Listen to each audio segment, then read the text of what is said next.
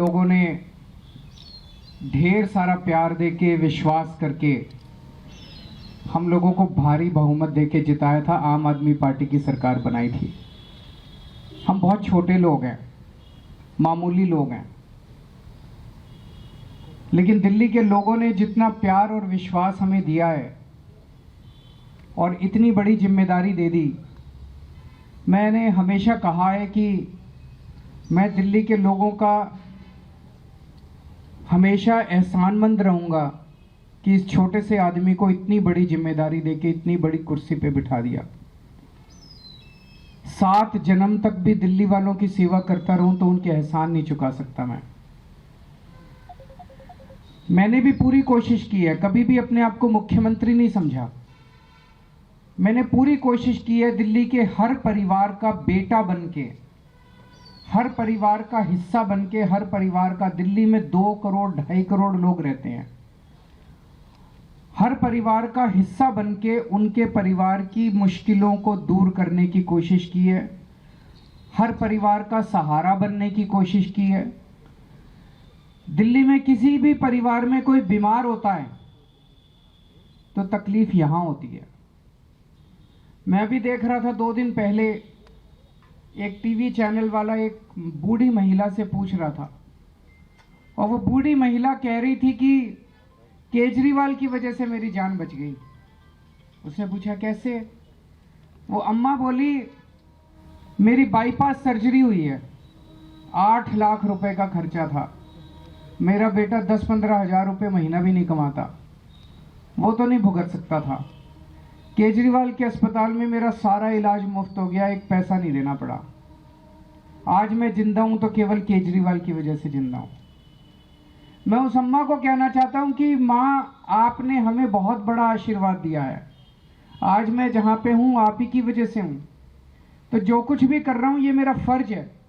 हर दिल्ली वाले के परिवार को मैं किस तरह से मदद करूं, किस तरह से उनके परिवार की मुश्किलों को दूर करूं, ये मेरी कोशिश रहती है। दिल्ली के हर बच्चे को मेरी कोशिश है कि जैसी पढ़ाई मेरे बच्चों को मिली, जैसी अच्छी पढ़ाई मेरे बच्चों को मिली, इस देश ने मेरे बच्चों को अच्छी पढ़ाई दी, वैसी ही अच्छी पढ़ाई हर बच्चे को मिलनी चाहिए। मेरी कोशिश है कि जैसा इलाज मेरे को मिलता है जब मैं बीमार होता हूं, मेरे को भगवान ने बहुत कुछ दिया है, जैसा इलाज मेरे को मिलता है ऐसा इलाज मेरे दिल्ली के हर गरीब से गरीब आदमी को भी मिलना चाहिए। पैसे की कमी की वजह से कोई भी वो नहीं रहना चाहिए। आज दिल्ली में 24 घंटे बिजली मिलती है। पूरे देश में केवल 2 स्टेट हैं जहां 24 घंटे बिजली आती है, केवल दिल्ली और पंजाब। बाकी किसी स्टेट में 24 घंटे लंबे लंबे पावर कट लगते हैं। इंडस्ट्री को बिजली नहीं मिलती, कॉमर्शियल वालों को बिजली नहीं मिलती, घरों को बिजली 7-7 8-8 घंटे के पावर कट लगते हैं पूरे देश में। केवल दिल्ली और पंजाब में पूरी बिजली आती है। आज दिल्ली और पंजाब 2 स्टेट केवल ऐसे हैं जहां पे आपको फ्री बिजली मिलती है। बाकी पूरे देश में इतनी महंगी बिजली, कईयों की तो पूरी तनख्वाह निकल जाती है बिजली के बिल देने में। बहुत काम किए। ये जो पर्चा अभी लॉन्च किया, ये पर्चा अब घर घर बांटने जाएंगे हमारे कार्यकर्ता, इसमें सारे काम लिखे हैं।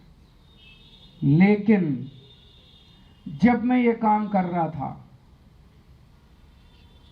तो ये बीजेपी वाले, एलजी साहब और केंद्र सरकार आपके सारे काम रोकने की कोशिश करते हैं। हर काम जो मैं आपके लिए अच्छा करने की कोशिश करता हूं, हर काम ये लोग रोकने की कोशिश करते हैं। क्यों? ये लोग नफरत करते हैं आपसे। ये दिल्ली के 2 करोड़ लोगों से नफरत करते हैं, और नफरत इसलिए करते हैं क्योंकि आपने इतनी जुर्रत की कि आपने 3 बार दिल्ली के एक छोटे से आदमी को, एक मामूली आदमी को दिल्ली का मुख्यमंत्री बना दिया। ये आपका कसूर है।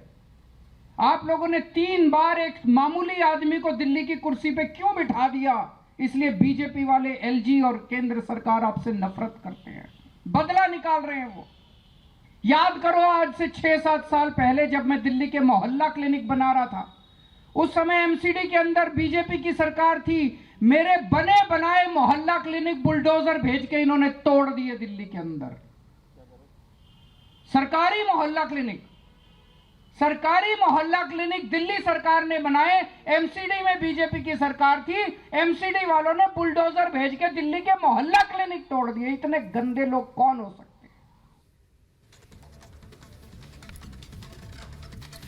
तो आम आदमी पार्टी ने लोकसभा चुनावों के लिए अपने कैंपेन को लॉन्च कर दिया है और सीएम केजरीवाल को आपने सुना, जिन्होंने कहा कि राज्य की जनता ने उन्हें बार बार चुना है, इसका एहसान वो नहीं चुका सकते हैं। फिर आरोप लगाया कि बीजेपी के लोग उन्हें काम करने से रोकते हैं। तो एलजी पर भी हमलावर हुए अरविंद केजरीवाल।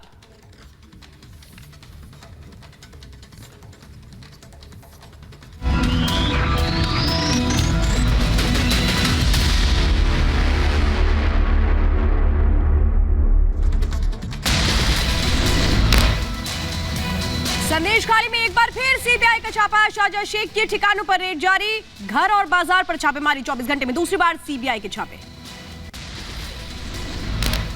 पश्चिम बंगाल में शिक्षक भर्ती घोटाले पर ईडी का एक्शन जारी। कोलकाता में पार्थ चैटर्जी के करीबी के घर छापा, न्यू टाउन और राजरहाट में पड़ी रेड।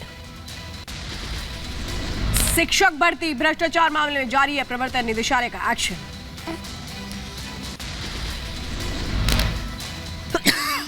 आगे बढ़ते हैं, शाहजहां शेख का मेडिकल परीक्षण कराया गया है। सीबीआई की हिरासत में है फिलहाल, ईएसआई हॉस्पिटल ले जाया गया, मेडिकल कराया गया है। राजस्थान के जयपुर में प्रवर्तन निदेशालय शिक्षक भर्ती पेपर लीक मामले में एक्शन। मनी लॉन्ड्रिंग एक्ट के तहत नकल माफिया पर कार्रवाई। राजस्थान में नकल माफिया के सरगनाओं पर ईडी का एक्शन। 2 जगहों पर ईडी ने जब्त की संपत्ति। जयपुर में हीरापुर पावर हाउस स्थित सुरेश ढाका के घर को जब्त किया, लगाया जब्ती का बोर्ड। युवाओं को धोखे से रूस भेजने के मामले में सीबीआई कर सकती है कुछ गिरफ्तारियां। कल 7 शहरों के 10 ठिकानों पर हुई छापेमारी।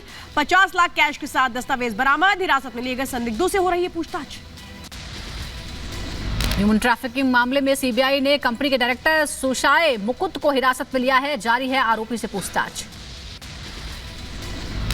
बाबा blogs overseas recruitment solutions private limited नाम की कंपनी, फैसल अब्दुल मुतालिब खान है निदेशक। ब्लॉग बनाकर युवाओं को नौकरी देने का झांसा देने का आरोप। हैदराबाद के मोहम्मद असफान की यूक्रेन रूस जंग में मौत हो गई। नौकरी का झांसा देकर युद्ध में करवाया था भर्ती। दिल्ली के भारत मंडपम में पहला राष्ट्रीय रचनाकार पुरस्कार समारोह का आयोजन हुआ। जय किशोरी, मैथिली ठाकुर समेत 23 क्रिएटर्स को सम्मानित किया गया। 20 कैटेगरी में प्रधानमंत्री ने दिया अवार्ड्स। पहला राष्ट्रीय रचनाकार पुरस्कार समारोह में पीएम ने नारी शक्ति का भी सम्मान किया। मैथिली ठाकुर, जय किशोरी समेत कई महिलाओं को मिला पुरस्कार। गीतिका गोविंद स्वामी ने पैर छूने की कोशिश की, पीएम मोदी ने उनको भी प्रणाम किया। अंतर्राष्ट्रीय महिला दिवस के अवसर पर प्रधानमंत्री मोदी ने वीडियो किया पोस्ट, लिखा अब बारी है तेरी उड़ान की, तू बेटी है हिंदुस्तान की। महिला दिवस पर पीएम मोदी का ऐलान। घरेलू एलपीजी सिलेंडर की कीमतों में 100 रुपए की छूट, देश के करोड़ों परिवारों को होगा फायदा।